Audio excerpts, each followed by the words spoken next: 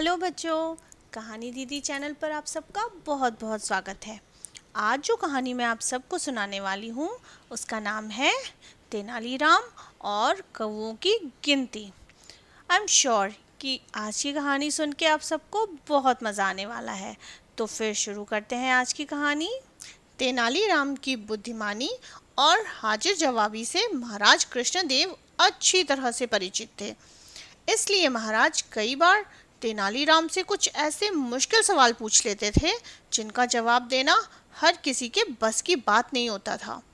कोई और होता तो महाराज के सवाल सुनकर अपना सिर पकड़ लेता, लेकिन तेनालीराम उनके पास तो जैसे हर मर्ज की दवा थी और हार मानना तो जैसे उन्होंने सीखा ही नहीं था।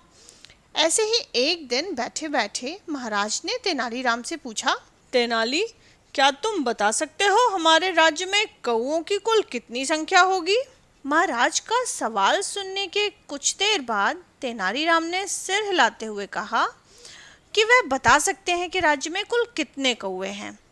तेनालीराम की बात सुनकर महाराज ने कहा, एक बार फिर से सोच लो तेनाली, तुम्हें कौओं की सटीक संख्या बतानी है।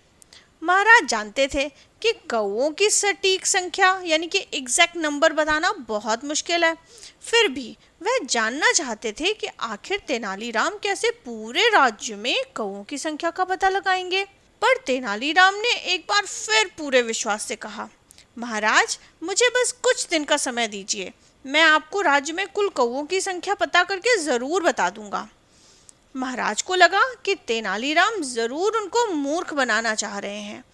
महाराज ने तेनालीराम से कहा कि अगर वह ठीक एक सप्ताह बाद उन्हें राज्य के कौओं की संख्या सही नहीं बता पाए तो उन्हें मृत्युदंड दिया जाएगा। महाराज की बात सुनने के बाद भी तेनालीराम ने उतने ही विश्वास से दोबारा कहा, निश्चिंत रहिए महाराज, आपको आपके प्रश्न का बिल्कुल सही उत्तर अगले हफ्ते तक मिल जाएगा। इसके बाद महाराज से अनुमति लेकर तेनालीराम चले गए। ठीक एक सप्ताह बाद तेनालीराम महाराज के समक्ष पहुंचे। तेनालीराम ने कहा, महाराज, मैंने हमारे राज्य के कुल कौओं की संख्या पता कर ली है। हमारे राज्य में कुल 2,20,021 कौवे हैं। तेनालीराम का जवाब सुनकर महाराज हैरान हो गए और कहने लगे, क्या सच में उनके राज्य में कौओं की संख्या इतनी ही है?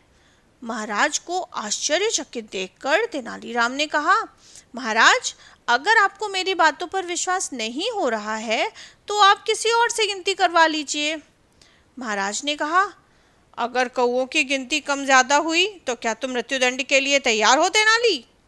महाराज की बात सुनकर तेनालीराम ने कहा, मुझे पूरा विश्वास है कि हमारे राज्य में कौओं की संख्या 2,20,021 ही है।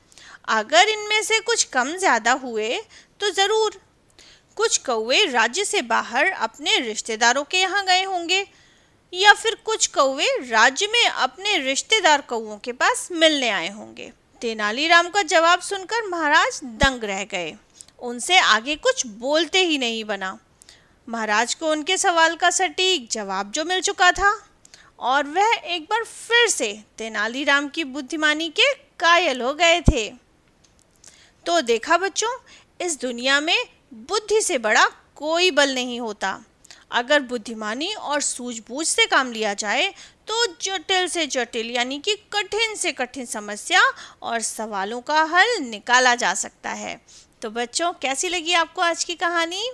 अगर आज की कहानी पसंद आई हो तो इसे लाइक और शेयर करें।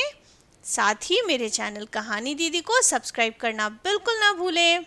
मैं मिलती हूँ अगली बार एक और प्यारी सी कहानी के साथ। तब तक के लिए बाय बाय बच्चों।